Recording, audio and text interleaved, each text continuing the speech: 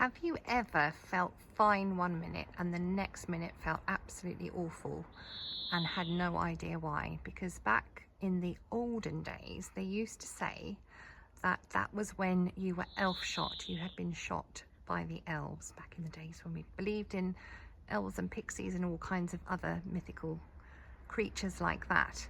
And this is one of the herbs you might have taken if you felt elf-shot in the body in particular. So you've got physical discomfort and you don't know why. So at the moment, this is probably about a couple of meters tall.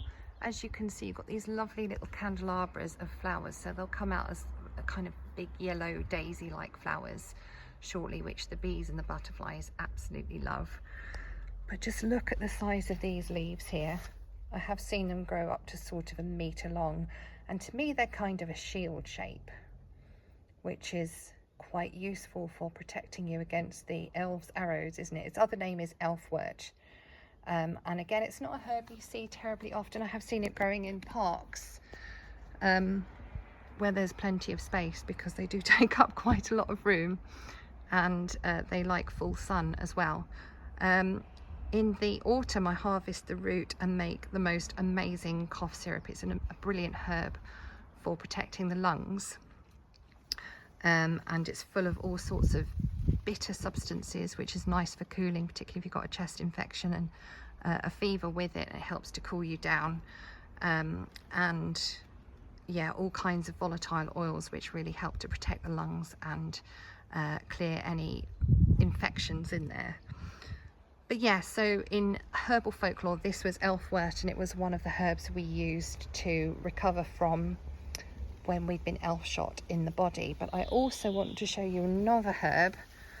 This one was used for if you've been elf-shot in the head. So if you've got, you know, maybe, you know, you suddenly had a bit of a mood swing or something, and you felt fine a minute ago and now you feel awful and you don't really understand why. And it's in flower at the moment.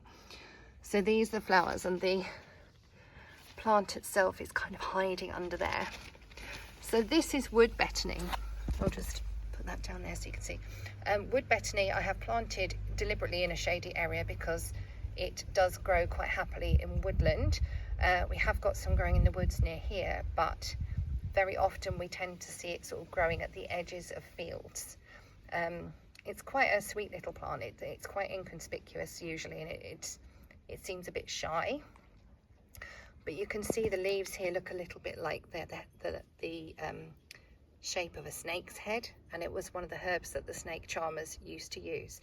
It's got a lot of magical properties, and it's quite hard for me to explain how I use this herb, but basically I use it in myself in the winter when if I have seasonal affective disorder, which has made me really poorly, and I feel like I'm going mad, basically. There's no other nice way of putting it. And I've gone beyond the reach of St. John's wort and some of the other herbs.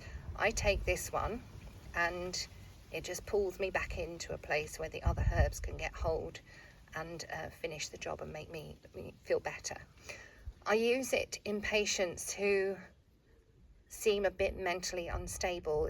Again, it's quite hard to explain that, but people that I struggle to connect with, so often they won't make eye contact or they contradict themselves, and it's kind of a bit difficult to understand where they're at and where they're coming from. Again, I would use wood betony here. But as I said, traditionally this was a herb where if you've been elf-shot in the head, this was the herb that you might use.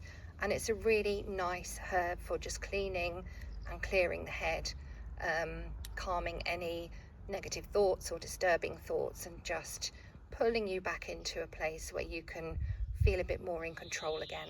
So yeah, that is wood betony. Stachys botanica is its old name, and it's now called Botanica officinalis, and it's a really brilliant herb. Okay, I will see you again soon. Bye.